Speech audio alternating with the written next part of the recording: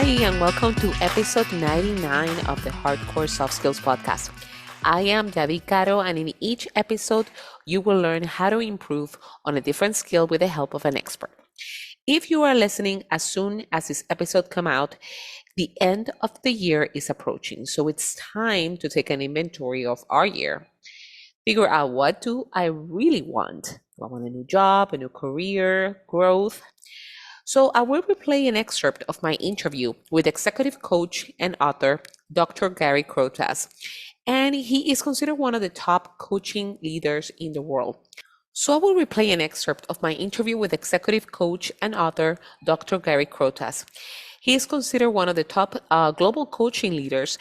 I recommend you to listen to the full episode, but if you want quick advice you can action on, listen to his model based on his book, The Idea Mindset, where he breaks down how to conduct a good self-assessment and find our true path. But before we do, remember to go to my website, hardcoresoftskillspodcast.com, and check out all the episodes focused on different skills. And one of those skills is productivity. And you know how much I enjoy talking about being productive, trying to focus on the things I love: time for my family, my role helping high performing tech teams, going to grad school, and this podcast. These past few weeks, I have been struggling perhaps because it's the holiday season and all the major deadlines are hitting at once. My usual morning coffee is not enough, so I started using Magic Mind. I simply woke up and took this little green shot made with natural ingredients like matcha and lion's mane's mushroom that not only improve your energy but help you focus. Since the first shot, I noticed a difference and I have been taking it ever since. I think you should try it too. So go now to magicmind.com/softskills and use my code softskills20 for a 50% off your subscription. Plus, if you are in the US, you will find it in all Sprout supermarket starting in January. Now, let's listen. Basically, what are some of the questions that we should be asking ourselves in order to get started? Because often we don't take the time to kind of take a step back. We just go through the day to day and we don't take the time to stop and think of where we are and where do we want to go to. What questions, what type of questions are some of those that you have in the assessment? So I have this little thing called the idea profile, and it is explicitly not a scientific assessment, not trying to be a scientific assessment. It is simply helping you to understand, for me, is the thing I need to address a poor sense of identity, a poor sense of direction, a lack of engagement, or a lack of authenticity, or a mix of all of those. And what I find with my coachees that I work with is I ask them all these same questions, and I get very different answers. Some have a really clear idea of who they are, but no idea of where they're going. Some people know where they're going, but they don't love it. Some people love it on a day-to-day basis quite superficially, but they feel there's a kind of lack of depth. Like it doesn't connect with their purpose in a fundamental way. So what I'm going to go through is 5 questions in each of these 4 areas. So you can go through and say, for each of these questions, do I agree or disagree? Do I strongly agree or strongly disagree? And then you'll look at your answers and you'll see, it's interesting. I score highly for identity. I score low down for direction. It'll help you to see where to focus.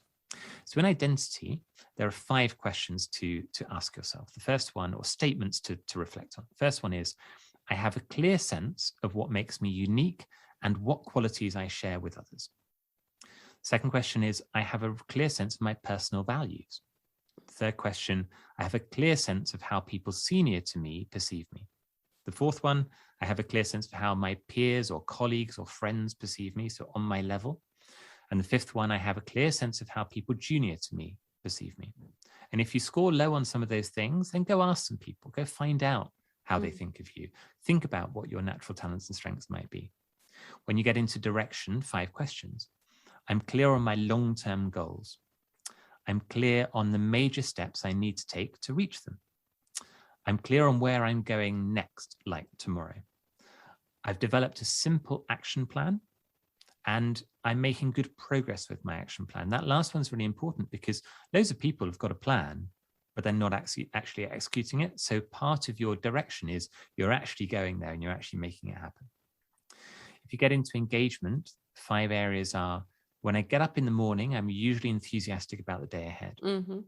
When I go to sleep, I usually feel a sense of achievement for what I've done in the day. Number 3, I'm doing a job that is right for me.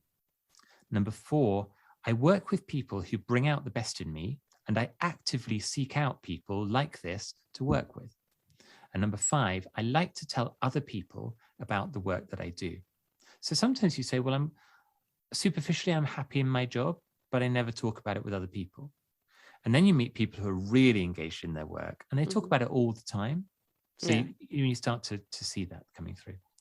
And then the 4th area is authenticity. And the 5 areas in authenticity are: I feel a strong sense of purpose with the work I do. The second one, my work aligns with my values, what I consider to be important. 3, I'm emotionally engaged. I use my heart as well as my head at work. 4, I develop enduring relationships at work. I take time to listen to colleagues, clients, and customers. I'm sensitive to the needs of others. And 5, I'm disciplined in the way I work and I manage my emotions well. And that 5th one, again, is important. Sometimes the thing that shows up that you're not really being authentic is that you find things frustrating and you get emotionally annoyed in situations more easily than other people. And I've written these, in the book, it's primarily written for people thinking about their work environment. But actually, I use this questionnaire with people in all sorts of different backgrounds. So entrepreneurs, I work a lot with artists, like actors and dancers as well, from my own dancing background. So sometimes you need to adapt it slightly for your situation, if you're in a dance company, for example, or you're in a sports team. But it's really applicable. I found that people always find it helpful. And then what they do is they go through the journey of the idea mindset, go through the exercises, do that thinking over a period of time. And then at the end of the book, I say, well, now answer these same questions again, but don't look back at the answers from the first time. And then you can compare, well, now do I feel a stronger sense of purpose with the work I'm doing, or I'm building a plan that gets there, or now I understand how people perceive me and I can respond to that in thinking about the plan I'm developing for going forward. So hopefully that's a useful tool to work through.